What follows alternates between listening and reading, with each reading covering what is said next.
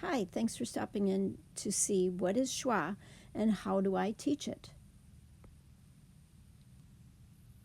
This is the symbol found in the International Phonemic Alphabet for the sound that we refer to as schwa.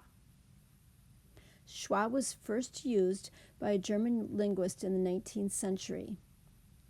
It is said that they chose this symbol because it was easy to have based on the fact it's just an upside-down E taken from the printer's box.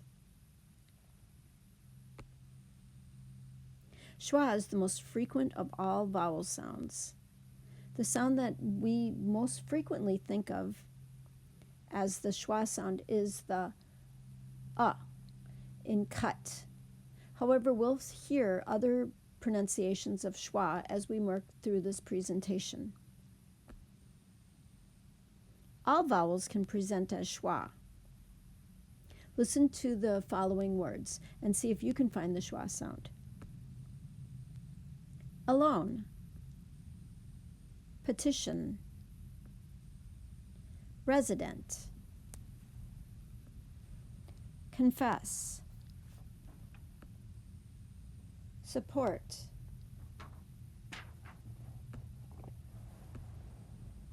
syringe, mountain.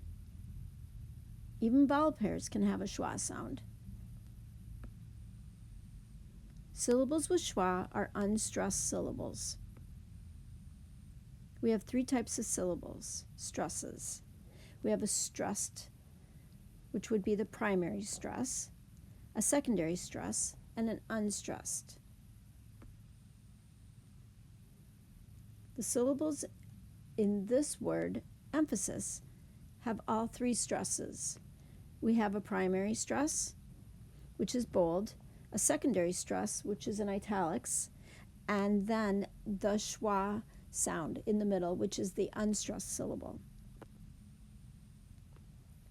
However, not all people can hear these stresses. So, what can we do to help teach a student what a stress might be?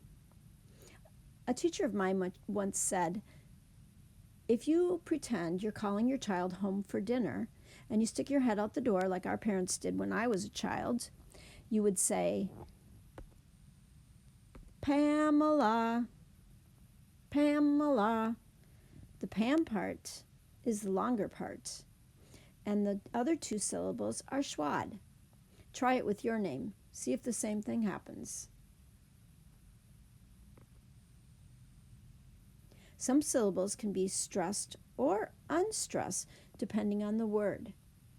So for example, a word spelled C-O-M-B-I-N-E as a noun is going to say combine, as in the farm machinery. As a verb, we're going to say combine, as in mixing two things together. All words usually contain a stressed vowel,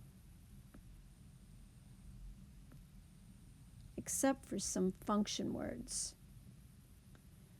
Function words are the words that hold the sentence together.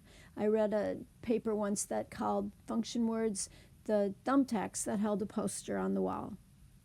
Without the thumbtacks, the poster would fall. Without the function words, the sentence would fall apart.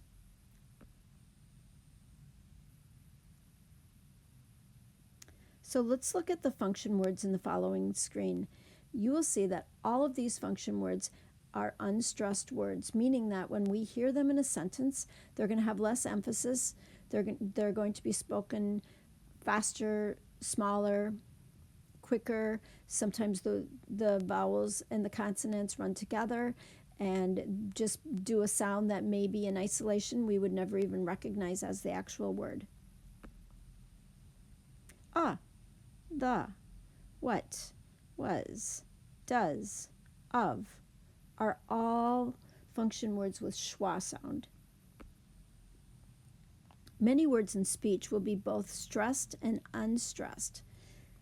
Just like when we saw combine and combine, this happens when we're speaking. This happens inside of sentences when we're talking. Now watch what happens with these words.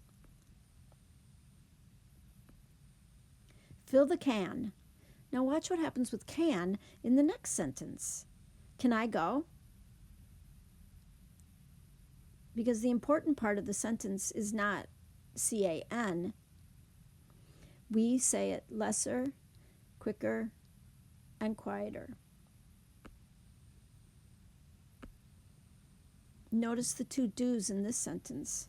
How do you do? How do you do? In fact, the first do and the you almost runs together.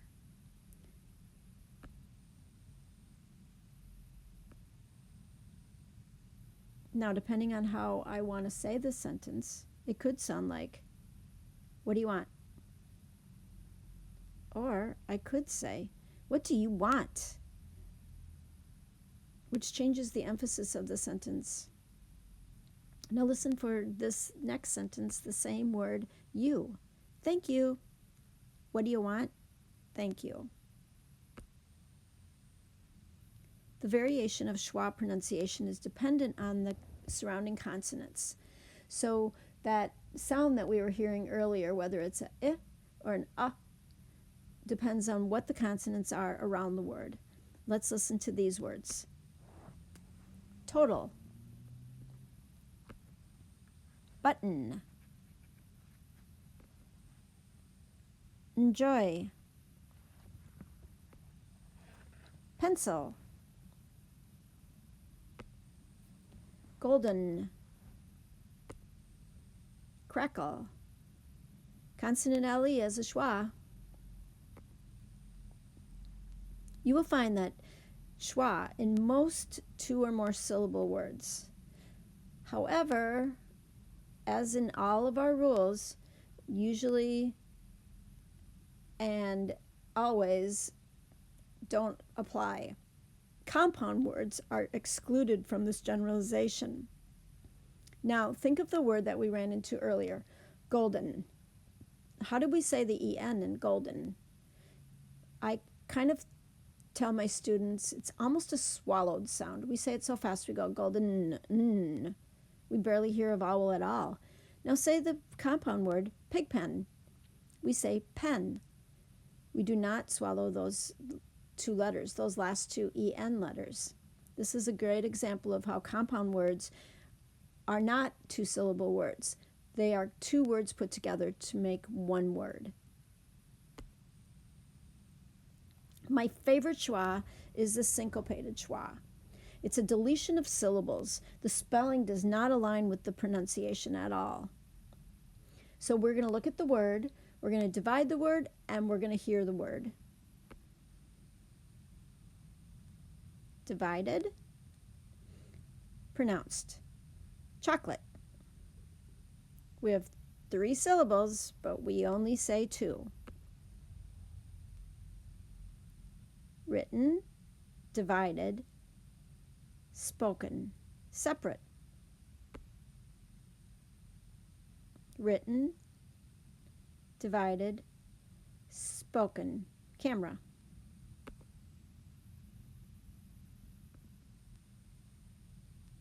Written, divided, spoken, caramel. Many linguists will refer to our colored vowels as schwa. So I think this is debate amongst educators. I want to give you a really good example of when this happens, when an R-controlled vowel is a schwa. Think of the word for, F-O-R. As soon as we put it in a sentence, it loses all of that nice pronunciation that we do as we read it in isolation, and it becomes fur. I went for coffee. Think of all the times that we say fur instead of for. It's because of ease of speech. It's because of our timing of the sentence.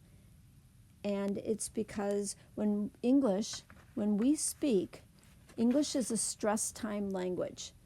Some syllables will be longer than others, as opposed to Spanish, French, Cantonese, that's all syllable timed when they have equal syllables. This does not happen in English. So we tend to lessen words, as in for when we say fur. Sometimes we even add a schwa, often to break up consonant clusters. This is due to stress timing, and it makes it for ease of pronunciation for a lot of people. When we say this word, which is burglar, oftentimes people say burglar. It's a lot easier to say burglar than it is to say burglar. Athlete, when spoken clearly and concisely, we can say athlete. But when we're talking, oftentimes it comes out as athlete. Athlete. And then there's this word. We hear this a lot. Film or film. Film. How about this one? We've all heard this. Realtor. Or frequently said, realtor. So, right away, people, we can start introducing schwas to our students. It doesn't have to be a mystery. It can be easy. We teach them the word a. Tell them it's a schwa sound. Tell them the A is not saying a short vowel sound. It's not saying a long vowel sound. It's saying a. So right away when we're introducing short A, we can be telling them about the schwa. So I hope you got some tips here today to get you going on it. If you like this video, share it with your friends. Check out my products, see if there's anything that could help your lessons go smoother. And please send me some comments. I would love to hear from everybody. And if there's anything else you'd like me to make a tutorial on, let me know. Thanks a lot for viewing.